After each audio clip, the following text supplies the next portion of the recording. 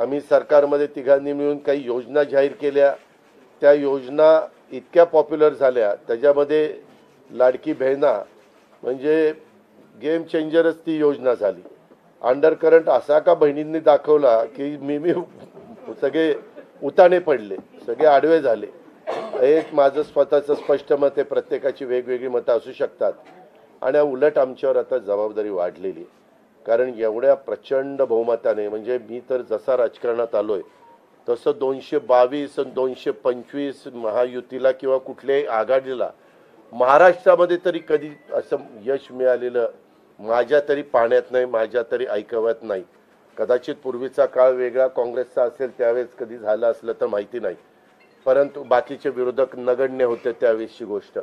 परंतु अलीकडच्या काळामध्ये जसं आम्हाला समजतंय तसं तर एवढं प्रचंड यश हे पहिल्यांदाच मिळालेलं यशाने आम्ही हुरळून पण जाणार नाही आणि आम्ही अतिशय जमिनीवर पाय ठेवून आता म्हणजे जसे जसे ते आकडे आम्हाला दिसत होते तसे तसे तसे फायनान्सच्या गोष्टी माझ्या डोळ्यासमोर येत होत्या। मी देवेंद्रजींना पण फोन केला तेव्हा म्हटलं देवेंद्रजी खूप काही काम करावं लागेल। एकनाथरावजींना पण तसं सांगितलं की फार आर्थिक शिस्त आपल्याला त्याच्यामध्ये आणावी लागेल आणि आम्ही आणू। त्याच्यात आम्हाला हे नवीन नाही आहे, आम्ही सगळे अनुभवी माणसं, आम्हाला त्याच्यामध्ये कुठली काही अडचण नाही आणि शिवाय आमच्या पाठीशी केंद्र सरकार आहे, तो आम्हाला खूप मोठा एक आधार आहे। एक आमच्या पाठीशी एक मोठा भक्कम अशा प्रकारचा भरोसा आहे आणि त्याच्यामुळं ह्या सगळ्या ज्या काही गोष्टी झालेल्या आहेत, आता विरोधक टीका करतात की बाबा बॅलेट पेपरनी घ्यायला पाहिजे होतं, मग बॅलेट पेपरने लोकसभेला पण घ्यायला पाहिजे होतं। लोकसभेचा निकाल लागला की तो बरोबर आणि इथला निकाल लागला की मग बॅलेट पेपर यायला पाहिजे, मग मशीन काय ईव्हीएम बरोबर नाही, असं नाही चालत। आता झारखंड पण आमच्या हातनं गेलंच ना, आम्ही कुठं काय म्हणतो, ठीक आहे त्या जनतेने कौल दिलेला आहे तशा पद्धतीनं महाराष्ट्रातल्या विशेषतः महाराष्ट्रामध्ये बऱ्याचदा आपले जे 6 रिजन आहेत ना, मराठवाडा, विदर्भ, पश्चिम महाराष्ट्र, कोकण, मुंबई, अशा सगळ्या वेगवेगळ्या रिजनमध्ये नाशिक, सगळीकडेच तुम्ही बघितलं तर सगळीकडे महायुती जोरात चालली।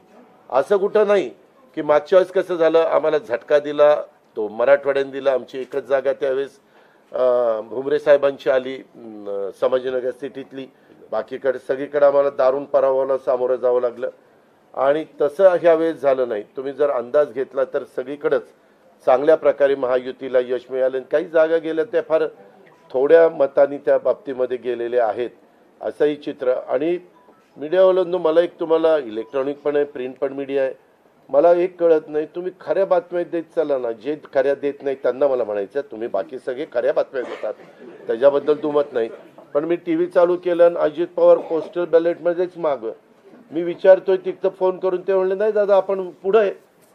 आता माझं लीड 1,02,000चं मताधिक्य मी मिळवलंय आणि खुशाल तुम्ही दाखवताय अजित पवार मागं, अजित पवार मागं। मग काही जण म्हणलं का रे असे दाखवतायत, टीआरपी त्याच्याशिवाय वाढत नाही। अरे तुमच्या टीआरपीला आम्हाला का मातीत घालताय, आमची का बदनामी करताय। त्याच्यामध्ये मी नंतर पुन्हा अधिकाऱ्यांच्याकडनं माहिती घेतली की नक्की पोस्टल बॅलेट किती झाले, पोस्टल बॅलेटमध्ये पण आम्ही पुढे होतो आणि रेग्युलर मतदानामध्ये पण पुढे होतो। सांगायचं तात्पर्य की बाबा तुमच्यावर सगळ्या चॅनलवर जनतेचा एवढा विश्वास आहे, म्हणजे विश्वास नाही ते सकाळच्या 9 वाजताच्या भोंग्यावर विश्वास नाही, पण बाकीच्यांवर फार विश्वास आहे।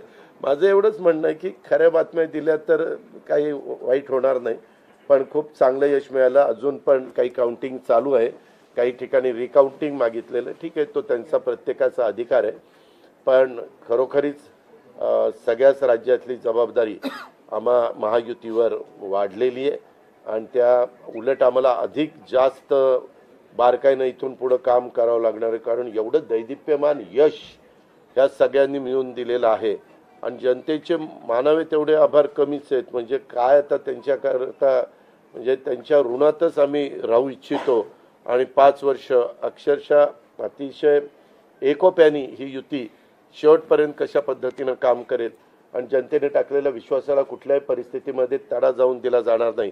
अतिशय चांगल्या पद्धतीनं राज्याच्या सर्वांगीण विकासाच्या करता जसं आम्ही विकास हा केंद्रबिंदू मानून पुढे गेलो, तशाच